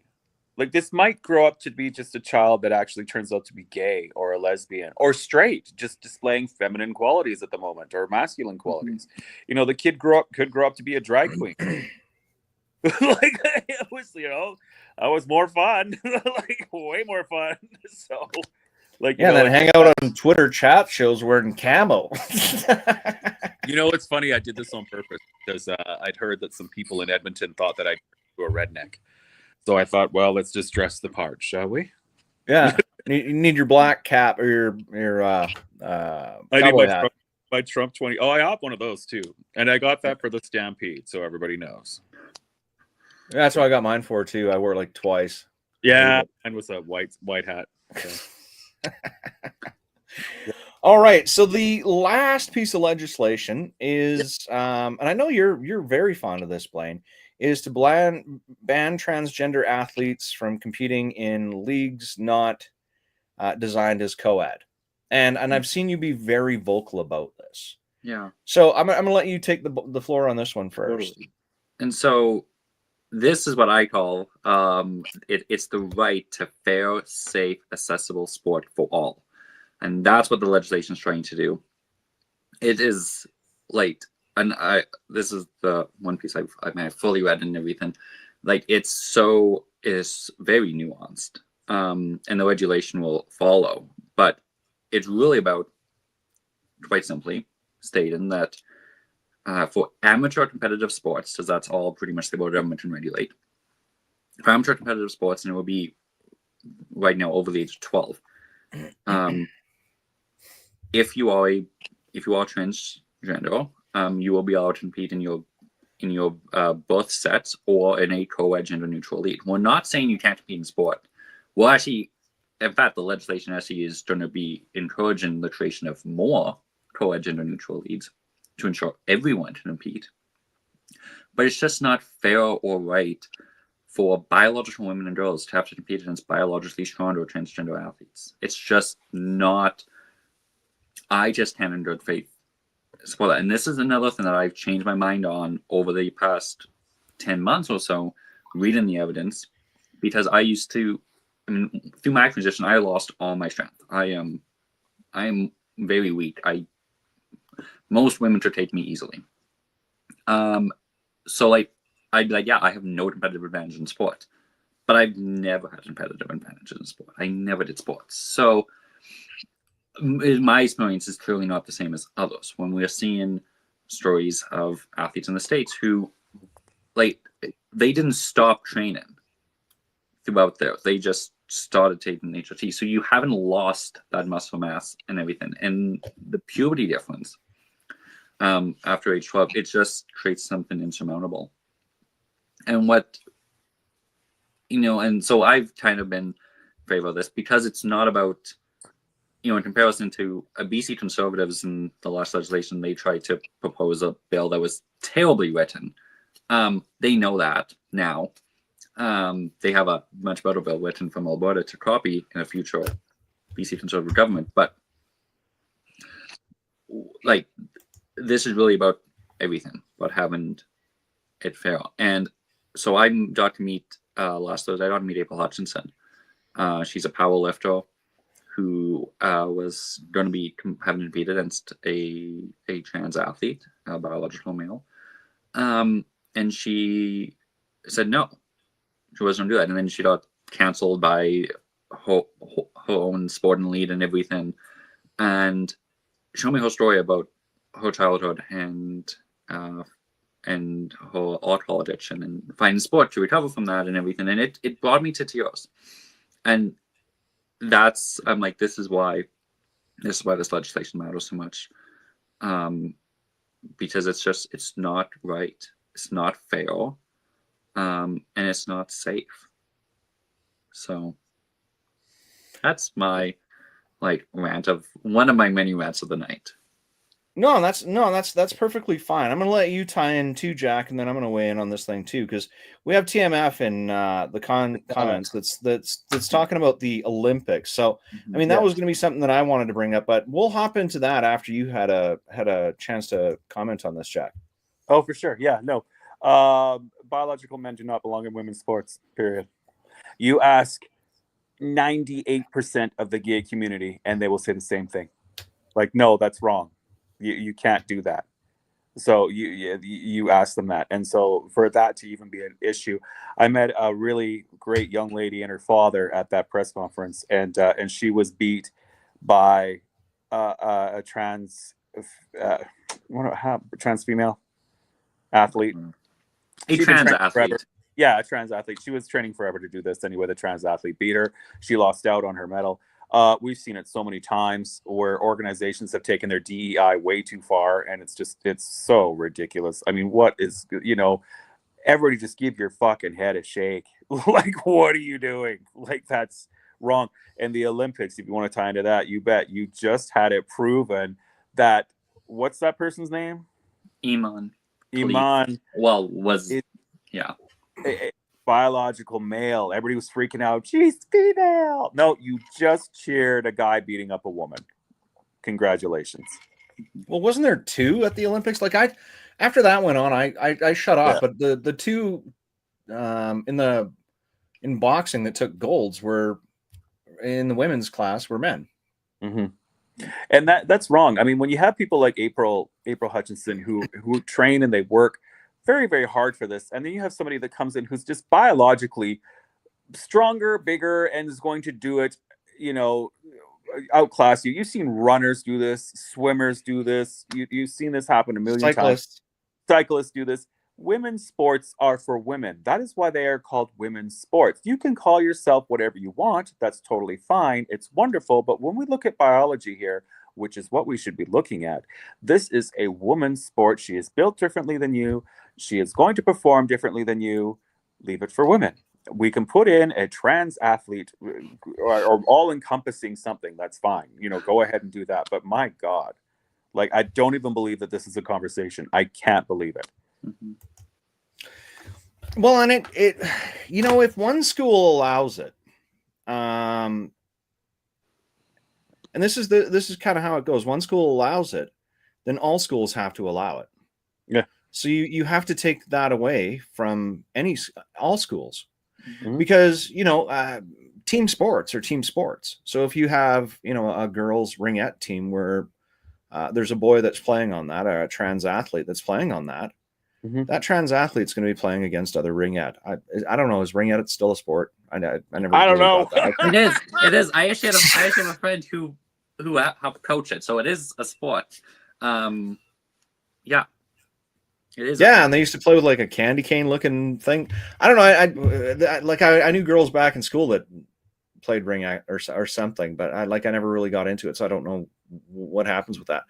But yeah, whether it's that or swimming, I mean, one of the things that, and I'm not anti-sports. I'm not actually anti anything. I'm anti-lunacy, I guess, is where I am.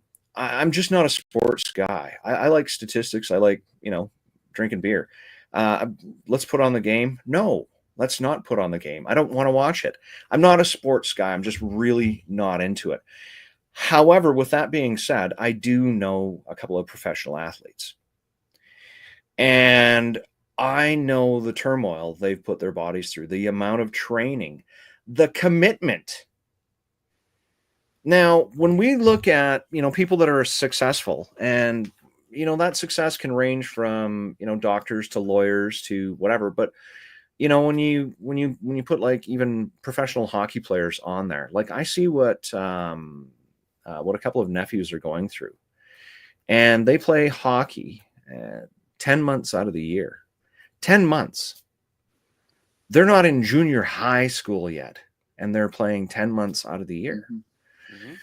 That is an incredible amount of focus. There is no child that is spending as much time advancing their educational career at those ages as these children are doing. I'm not going to even defend that as being healthy, but when you look at the track record for how athletes have to go through these things, it's every bit as challenging as academic, if not more so, because at the end of this, you still have the wear and tear that's on your body that you feel. So, I mean, my main thoughts on art is when somebody has committed themselves to being the best in class, being the best in their leagues, nobody should be able to stand in their way except the person that they're competing with. because that's unfair. And doing this is exactly what that does. And what upsets me about this is, and I see, girls refusing to compete against trans athletes, and the repercussions of that is that we're going to have fewer females that look for that as their outlet. Cheerleaders are fantastic. They're amazing. All guys like watching boobs, whatever. But come on, Jack. Everybody, you had boobs as a drag queen, for God's sakes. Everybody loves boobs. Real. It was this fucking rice bag. Everybody, What are you talking rice bag? That's weird. Everybody loves boobs. Don't even fight me on this, Jack. It's a true story. Anyways, cheerleaders are awesome. They're amazing. I'm not going to say that they're not athletic, but that is not the only place that women should be able to compete, is inside of a competitive dance that's on the field while there's other athletes that are being celebrated for that. Oh, I know what you're saying. Yeah. Yeah. So, That's what really concerned me. That's really what flipped is when it started seeing, I was like, wait, this is what's going to happen is women's sports is going to be completely taken over by trans athletes. And that is just not fair. It's just not right. And it breaks my heart. And I saw Bonnie's comment, and what you said, Sheldon, women are not competing. Girls are losing out on sports because of this. Premier Smith has mentioned this a couple times. I think it's 90% or something of female CEOs were in team sports. She did team sports. And we're now seeing a decline participation rate when we should be wanting more of our kids to play sports of some degree. I also don't think it's that healthy. And I grew up north in Grand Prairie around hockey culture, and I think it's dangerous to begin with. But I think just playing sports and doing that's very important for a number of reasons. I think health for a big one, but I think you learn a lot as a team. And you just know. And we're not saying you, and the biggest, and what I really trying to get across to these people, and they won't listen, is we're not taking away sports from you. We're saying you cannot compete in this category, but there's going to be this new gender neutral co-ed category that you can compete in, and we welcome you to compete in. It is about fair, safe, accessible sport for all. And this will, yeah. You know what I'd love to see? I would love to see a category in the Olympics for trans athletes. I would love to see that. I think that would be amazing. It would be so fun to see that. Everybody I can't even imagine the craziness that would go on. I would love to, here's a category, go. There you go. That would be great.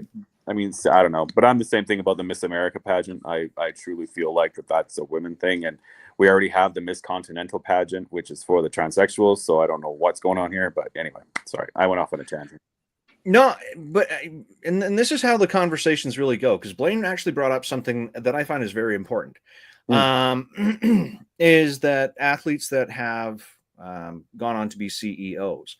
See, and I know a couple of really successful athletes that are no longer in those fields. They'll maybe still keep a hand in the game with coaching or doing some support or that sort of thing. But when you take these people that have been so hyper focused on one thing, and they either age out or injure out of their competitive sport, they're able to take and redirect that same focus, that same commitment into something else. And then they turn themselves into actually an incredible person in another field. So an excellent point, Blaine. And I wanted to make sure that I give you the credit on that, because it is true, is that, these sports, again, to me, is not a huge thing. If it doesn't involve a can of beer and a golf cart, I'm really not going to be that big into it. But the people that are, it's a big thing. It requires an amazing amount of effort. And the people that do these things, that can show these levels of commitment, they just deserve nobody standing in their way, trying to take away from that. And if we start doing this to younger age children who are already more focused on screens, phones, apps, TikTok, doing stupid shit, than they are in focused on being competitive either academically or athletically, then yeah, we are turning the country into a place where nobody's going to be set to succeed. Yeah. They're not even going to be set to compete to succeed, and that's tragic. And we talk about, well, nobody wants to do those jobs. Well, because you keep taking jobs away from people. They sit around and they get free money from parents who can't afford it because they can't get jobs. It's not that they won't do those jobs. It's just that they've now missed those starter opportunities. We can't change the dynamics of the country overnight. And that's, it doesn't matter if it's through immigration. It doesn't matter if it's through legislation. It doesn't matter if it's through trans rights. Any of the progressive policies that they're pushing forward are the absolute inverse of what they're trying to tell us, and that they harm more people than they could ever help. Yeah. Well, it's not progressive, it's regressive now. That's why, I mean, in my Twitter bio, I still call myself a progressive conservative. And I do it for many reasons, but in part because I do believe the story of humans throughout our entire existence has always been about progress. But the left has weaponized that to mean something different, and it's not. I do believe the human race progresses to become better, but I believe through conservative values of government, family, those things that's us way better than having a totalitarian government effectively tell us what progress looks like. We don't need that. Humans, we figure out what progress is together. So, yeah, nobody's dictated evolution up to this point. We're trying to do exactly that, aren't we? Oh, but they're trying to change it. Woo. All right, guys. We got about 20 minutes left. Kind of our 7 to 9 time slot here. Yeah. And we've covered the legislation. Is there anything that should be added to the legislation? I mean, I don't. No, I want this to be it and to be done, and let's be done with transcends. But yeah, that's my opinion. No, I mean, maybe, but I think it's great. I think something should be put in, or I believe it already has been, or something. I don't know. Maybe I'm just talking shit because I'm exhausted. For detransitioners, so they have a place to go where they feel like they're heard and that they matter and that they're still loved, because they're shunned from the community, as we've seen. The supports that they need aren't really there. So I'd like to see more in support that way. I'd like to see it more aftercare. I know that the Premier is working towards that and has, they're actively looking for people for aftercare and for continuing care of trans people. I want to see all that in place. It's now, so funny. Is that on a community scale, or is that more on a mental health scale, or is that on, I don't know what you mean by that. The detransitioner one, I would put it on both. So that there is a community. Is that what you were asking? Sorry, did I misunderstand? Yeah, no, because I mean, let's look at Alcoholics Anonymous, or let's look at some of the, is that what you're trying to mean? I mean, not a anonymous thing, but no, but they're support groups is what I'm saying. Yeah. I use AA because it's the easy one that everybody can kind of recognize, but there's all sorts of traumatic support groups, people that have gone through, losing their parents, or being raped, or being robbed, or losing their family. There's a lot of support. Paramedics that are on for PTSD. There's got to be groups for them and therapies and such. So, yeah, exactly. So I just, it's not trans anonymous, nothing like that. It's just I just meant support group. Yeah. Is that what you mean, on that scale, or was it more on individual support basis? And a support basis like that. I mean, so that you don't feel like you're alone. I mean, that's the one scary thing in all of this, is that they want you to feel like you're alone. and nobody's alone. Like, you're not alone. You just reach out. You may feel like you're alone, but you are loved by a lot of people. And so that's something that I would like to really see happen more, is having the support there for detransition, so people don't turn their back on them. Yeah. Just because just because they're not trans anymore doesn't mean they were never trans, doesn't mean they were never part of the community. It doesn't mean that. And there is no reason why we should be shutting the door on them and ignoring them. There is none whatsoever. And we are seeing more and more and more detransitioners come out, and they're sharing their stories. So I believe that their voices are very important, and for anyone to try to shut them up, that is pure bigotry. Yeah. And I think we're going to see even more come out until we get this medical, the proper safeguards in place again, because it's people who have other issues of being transitioned, who do, this isn't the right treatment. And that's the problem. And I agree. We just, in general, we don't have, we still don't have good, solid mental health supports. Yeah. We don't have solid even evidence on the trans medicine. It's dead in there. But we have none on detrans healthcare.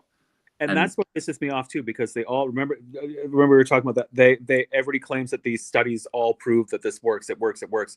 How do you know that when the people that have given up on the program and have decided to detransition, they are no longer considered part of the study? So how the hell can you give an accurate reading of what the study is when you haven't even counted in the detransitioners or the people that are no longer reporting to their doctors anymore? Because the doctors will not report on people that are not reporting on them. So how the hell can you give a good case with that? If you start off with 100 patients and you end up with one, you call that one a success, but it's 100% success. No, it's perfect. It's working. It works. That's why we support it. It works. Really? Well, then talk to the detransitioners and ask what happened with them. Talk to the kids that just decided, you know what? I just wanted to be a drag queen after all. Sorry. Talk to those people. Do the whole conversation. Don't just sit there and say, oh, no, this is just about us and our voices. No, you better do the whole fucking conversation. I'd actually totally like to do that. You guys can set me up with somebody, right? A detransitioner? Yeah, I know one. So do you. To do live stream? Yeah, I think she'd do it. Perfect. Blaine, do you know anybody? I mean, if we probably know the same person. We know the same one. So that would be but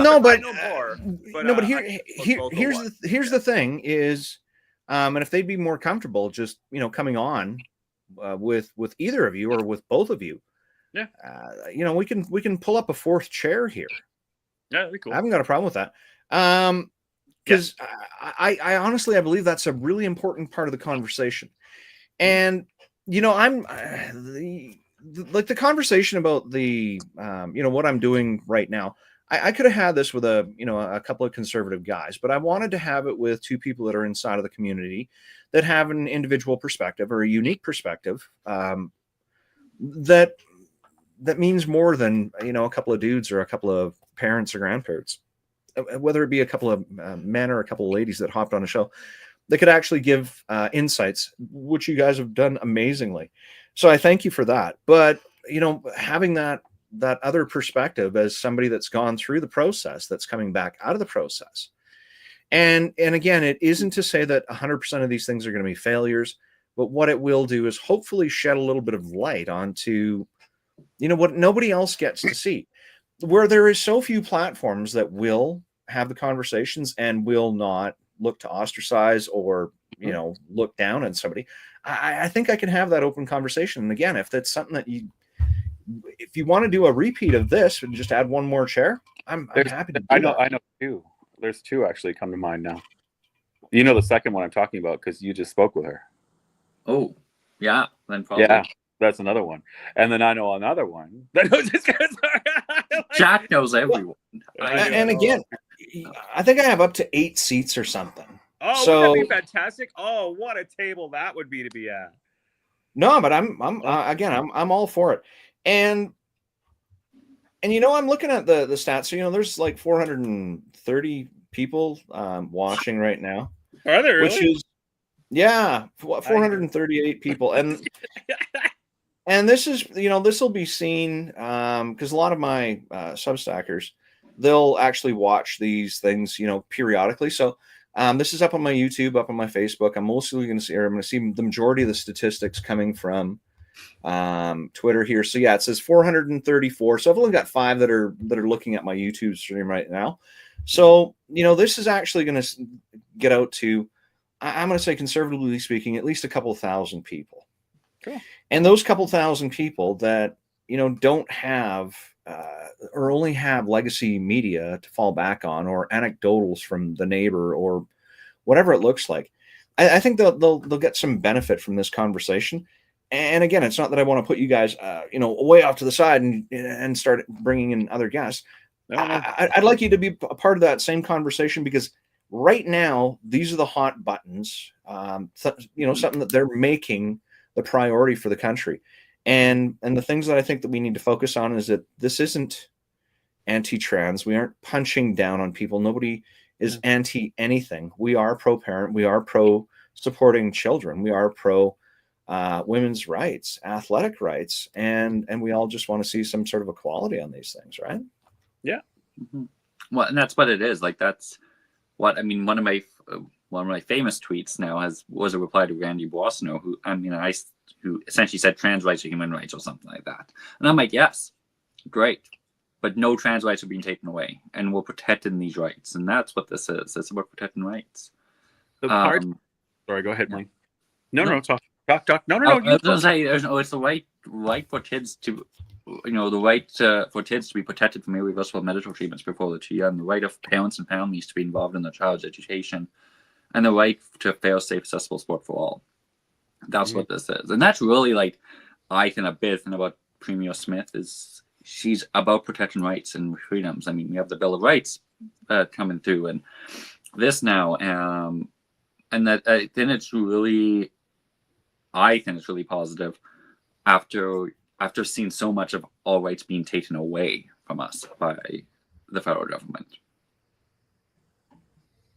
And what do you mean by that? Well, just like during COVID, like the amount. That. That. I was like, what? Like those. Yeah, I was like, right.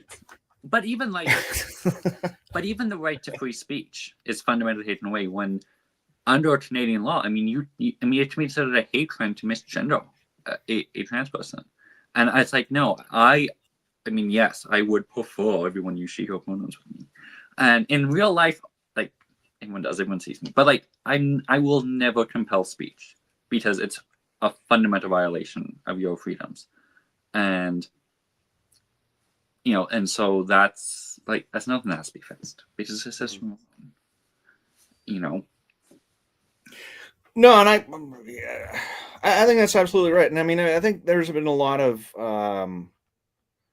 focus kind of thrown on that same thing too, is how we address people. And I know throughout the last couple of hours, I keep referring to the pair of you as you guys.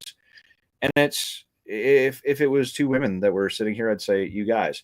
It's just who I know. The amount of women that I call dude, and they're like, no, I'm a woman. It's like, well, why does that matter? I call everybody dude. But typically speaking, out in public, I don't address anybody by their gender at all. I struggle to think of when I do that. And this is why, like, so I go back, actually Blair White and Ben Shapiro did an interview, and Ben Shapiro is somebody who's very notorious on using biological sets of pronouns, and he even said in this interview, like, let's say he was meeting Blair for dinner, whatever, he would go to the restaurant and be like, I'm meeting her, because it's like that's how pronouns are used. You don't have to choose your pronouns. Society chooses them based on how you present in that moment. Mm-hmm. And so, it's I think it all way overblown, because that's what leftists like to do. They find one little thing and try and control everything via it. And they get mad. They get mad at us when we throw it back at them. So, which is fun. It's crazy. This is so funny. Blaine and I are like yin and yang. Blaine is the very decorum and professional speak and all that, and I'm the go fuck you guy. Oh, fuck yourself. Sorry if any politicians are watching. I'm very, very blunt, which is probably why I'm not asked to speak very often anymore.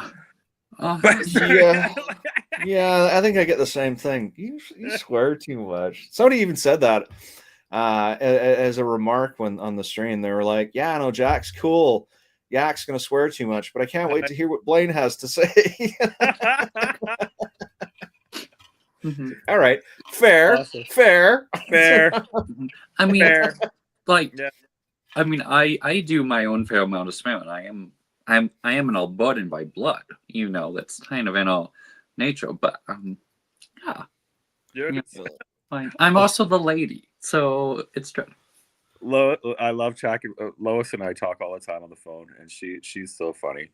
She just we're I don't know, just wears up a storm too. It's kind of funny. So yeah, you're definitely the more ladylike there. There was one more thing that I wanted to touch on. So I'd watched that Timothy Caulfield. What the hell do they call that?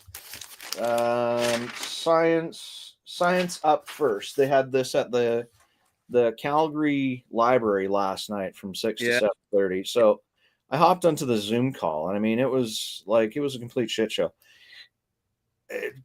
Everything was anti-right. You know, they kept referring to and I didn't get it recorded because I was having some issues. I'm a technical. I used to be great at this stuff, but just trying to get my Zoom in through OBS, and then I get all this back feed when I actually launched it as a live stream. Anyways, so I missed the first couple of minutes. Anyways, Caulfield gave this statistic, and I'd love to know where he found it.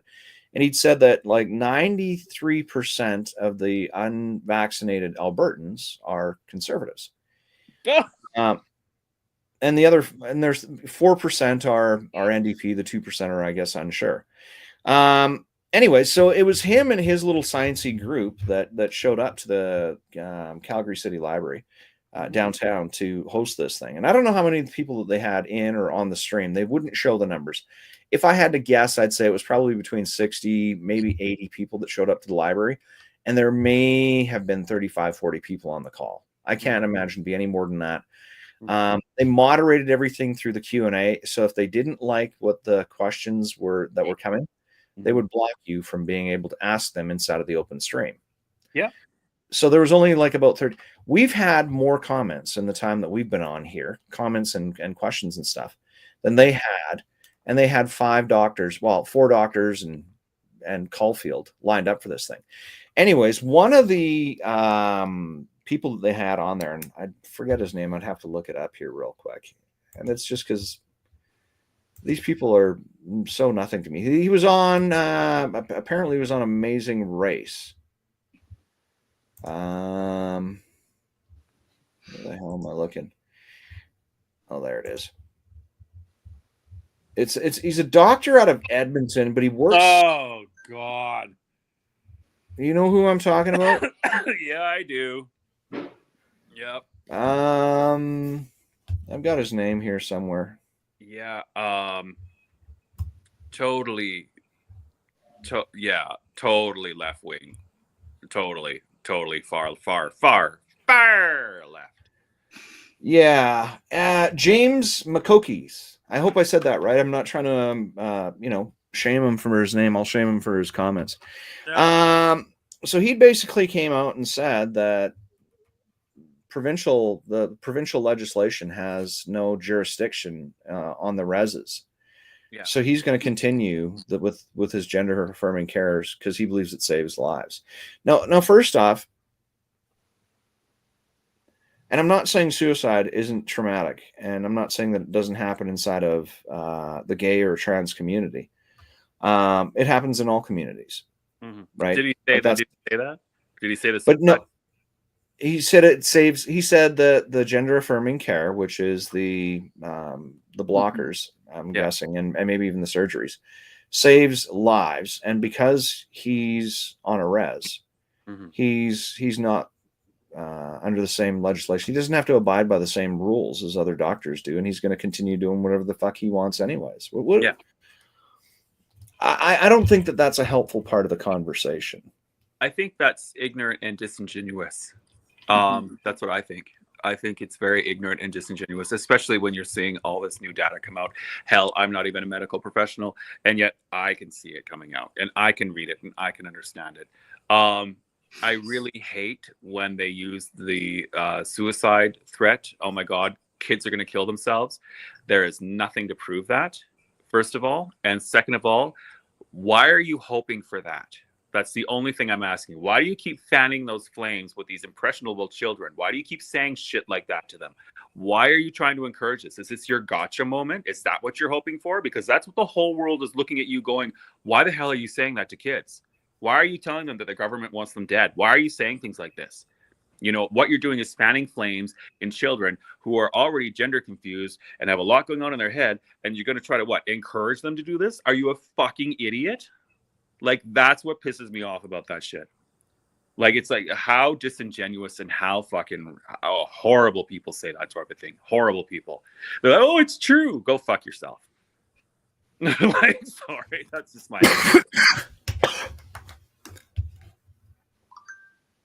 That's what. Did we get a comment? No.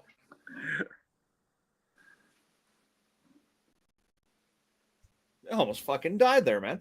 Well, what are you doing? I don't know. I swallowed spit. This is what happens as you get old. I swallowed spit, almost fucking died. Well, you basically said it in the exact same verbiage that I'd be saying.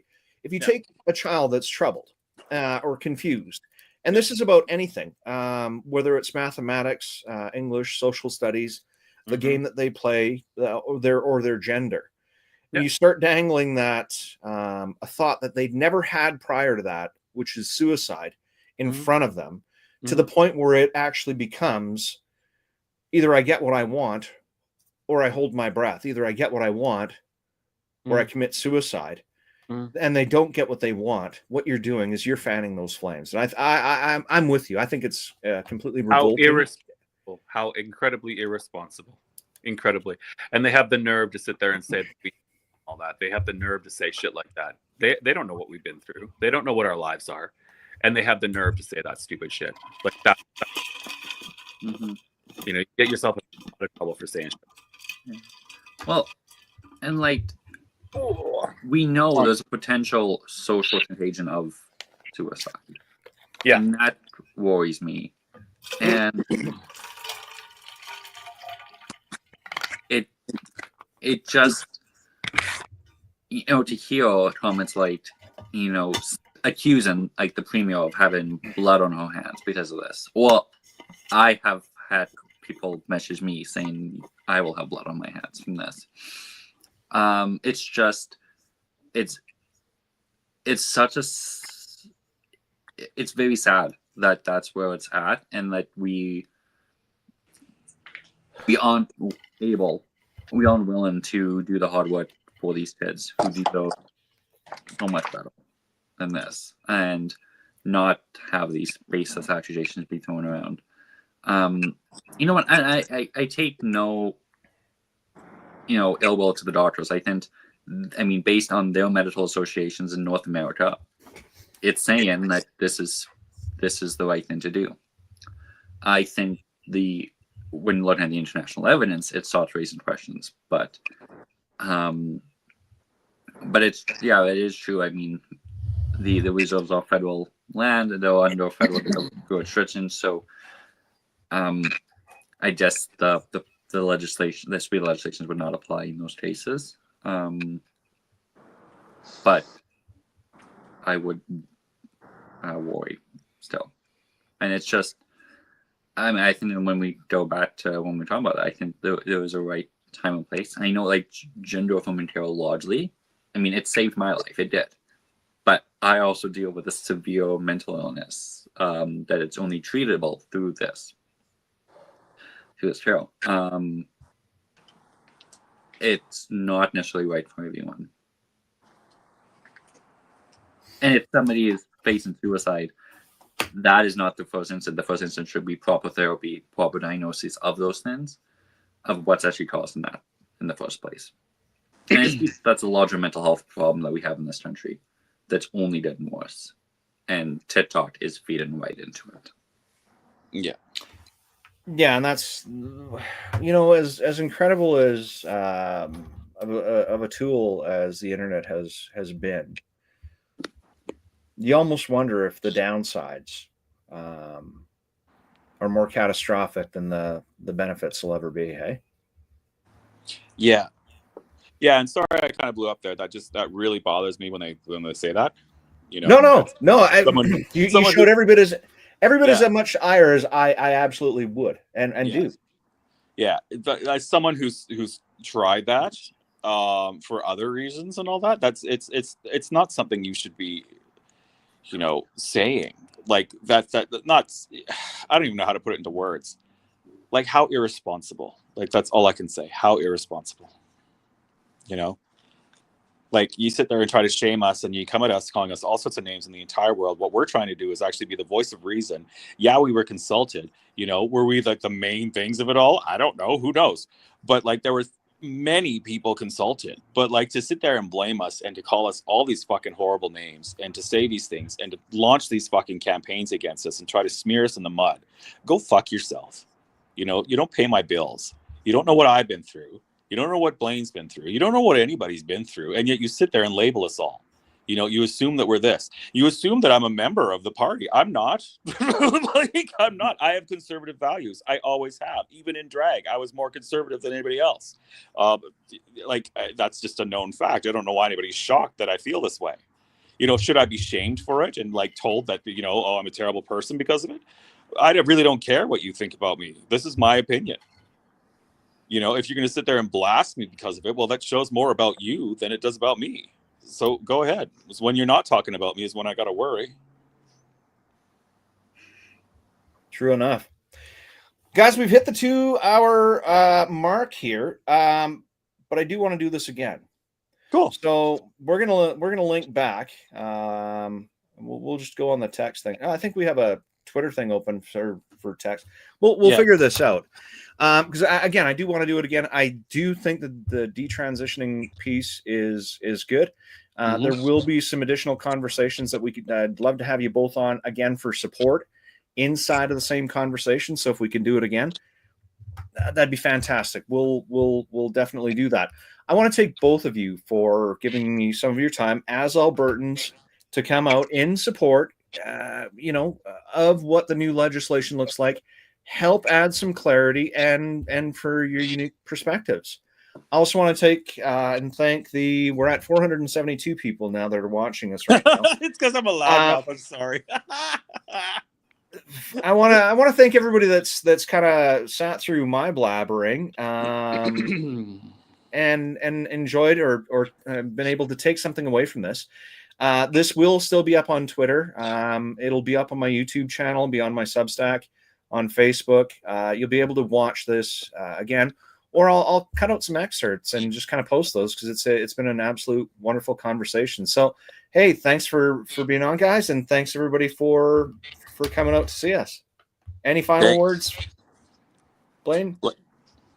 Thank you for thanks all for having us on. Thanks, Jack, for agreeing to do this, and thank you all for watching and listening. And my DMs are open.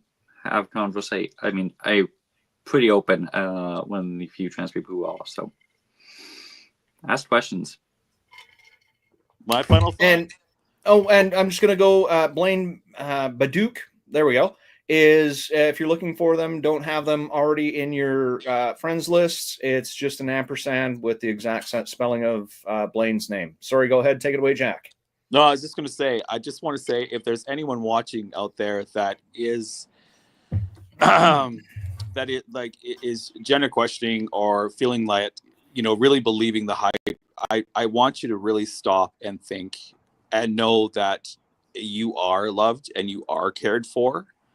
And the premier is actually I really like her. And I think she's a great person. I think that the ministers that she has working with her as well I really like them. And just know that you are loved and you are seen and you do matter. and your voice does matter. All of our voices matter, everyone. We may not all agree, and that's okay, but you do matter, and don't feel alone. And if you are feeling alone, reach out to anybody, and you'll have a friend, so just you matter very much to conservative people as well. So Awesome. All right, everybody, have a great night. thank you. Night, everybody.